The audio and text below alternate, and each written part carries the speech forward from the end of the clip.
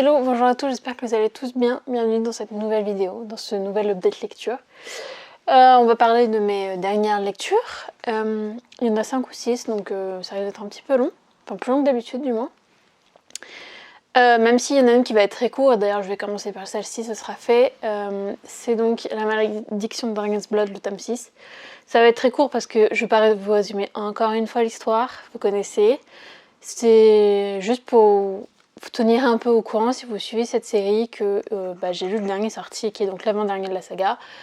Et c'est toujours aussi bien. Ça s'essouffle un petit peu mais on sent que c'est la fin donc ça va. Les éléments commencent à se mettre en place. On a hâte que ça se termine quand même parce qu'on a hâte d'avoir le fin mot de l'histoire. Et les personnages vont toujours aussi bien. On s'attache toujours à eux, même si j'avoue que le petit truc qui me dérange, c'est qu'on voit de plus en plus la petite fille de Samuel. Je vous spoil pas, vous la connaissez depuis le début, si vous avez lu le premier, donc Emily, qui est censée avoir 10 ans dans le roman et qui en fait se comporte comme une ado de 15 ans, qui agit comme une ado de 15 ans, enfin, je la trouve vraiment trop mature pour son âge pour que ce soit réaliste, mais c'est un petit détail.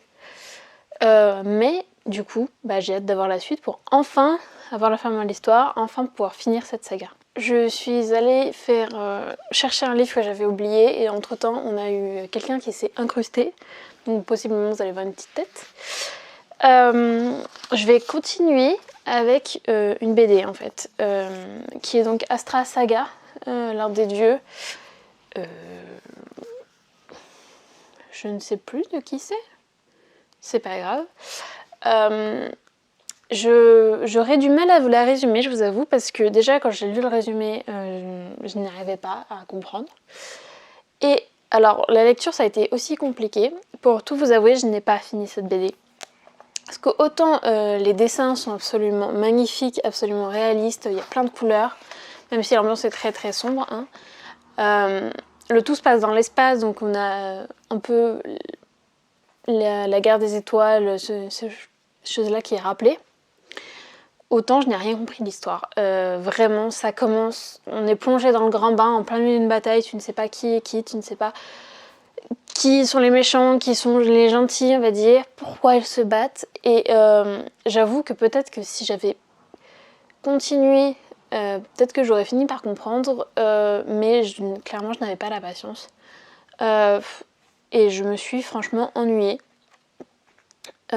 Donc j'ai laissé tomber, tout simplement, elle n'est pas pour moi. Ça ne veut pas dire que c'est une mauvaise BD, hein, et une fois de plus je précise, ce n'est que mon avis à moi. Mais voilà, ça ne marche pas à tous les coups. Ensuite on va parler d'un thriller qui est donc Laine d'Afrique de Catherine Guilbel. Je ne l'ai pas donc je vous mettrai un encart là.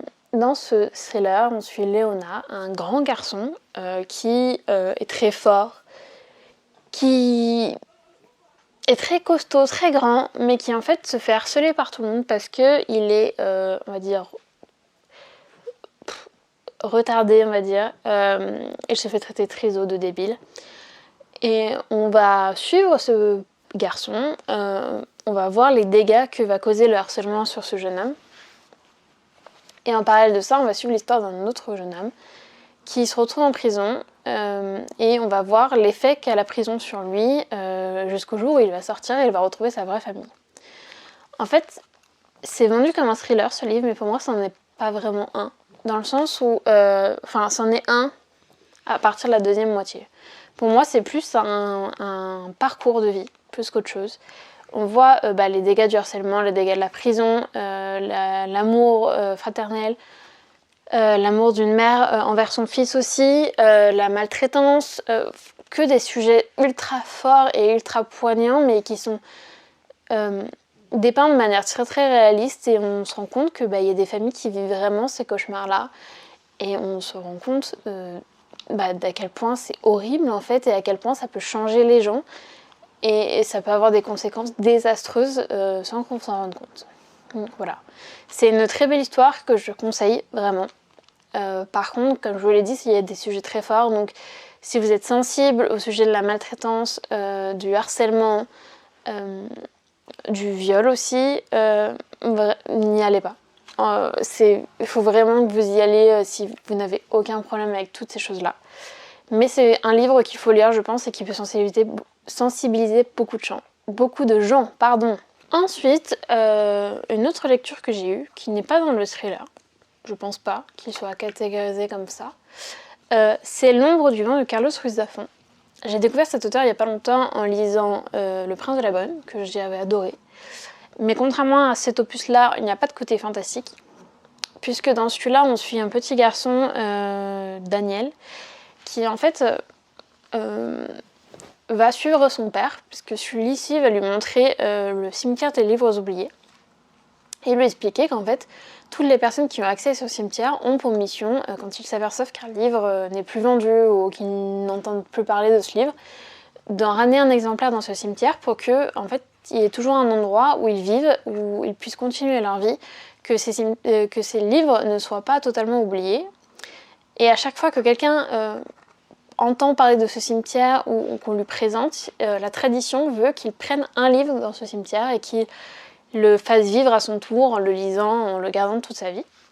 Et c'est ce que Daniel va faire en prenant L'ombre du vent.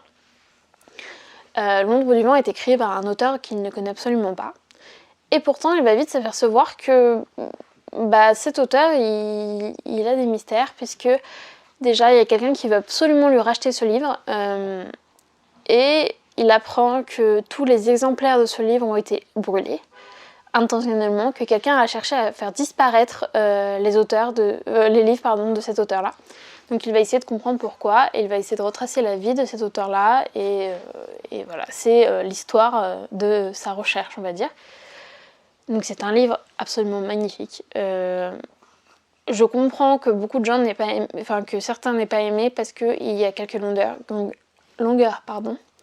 C'est une écriture très contemplative, très poétique. Clairement, les décors qui sont décrits, donc le Barcelone de l'ancien temps, sont absolument magnifiques. On s'y croirait, franchement. On a l'impression de suivre une balade, en fait. Je suis désolée, je suis déconcentrée, mon chien fait des bruits étranges derrière moi.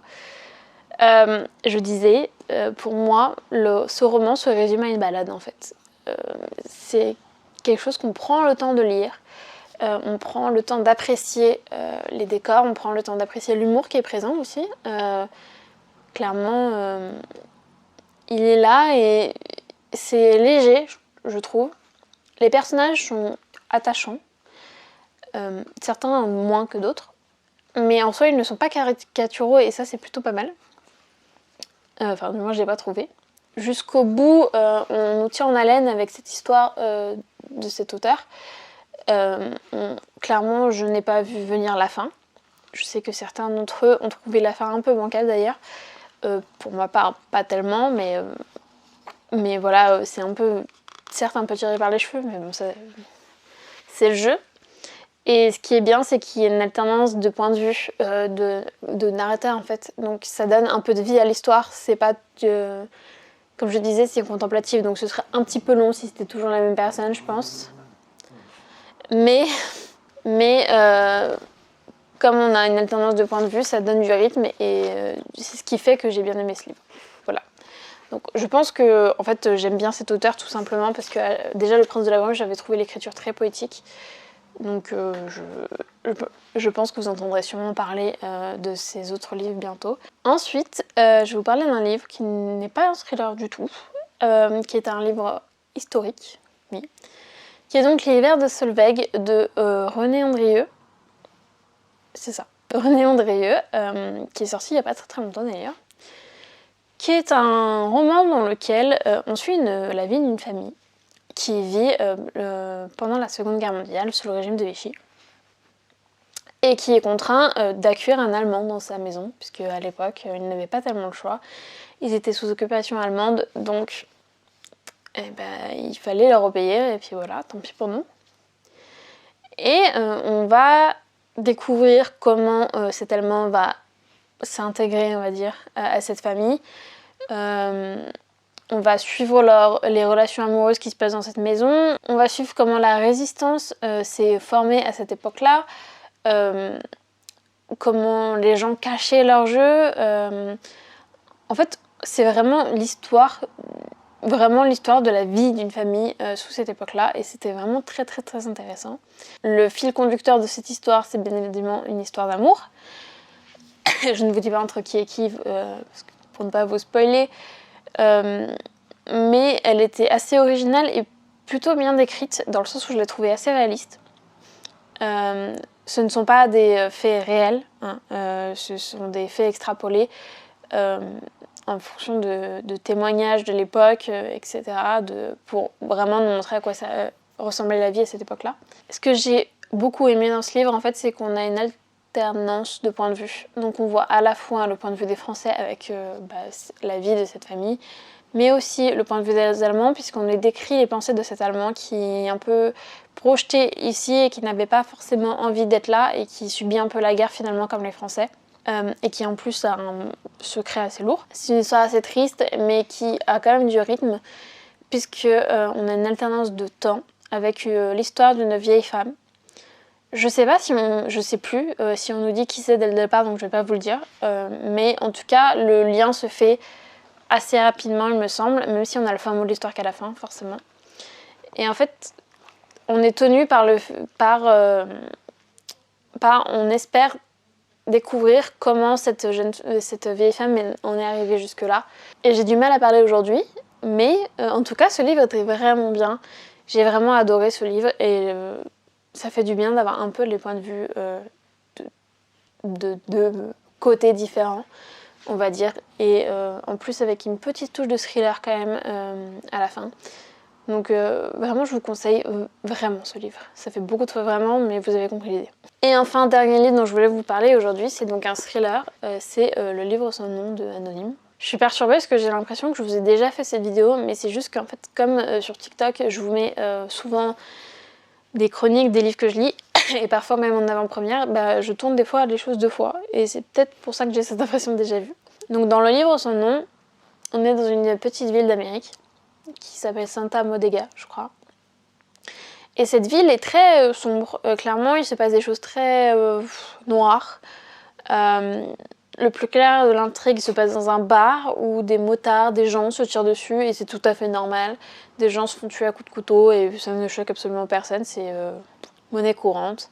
C'est ce genre de ville-là, en fait. Et dans cette ville, apparemment, vit un certain Bourbon Kid.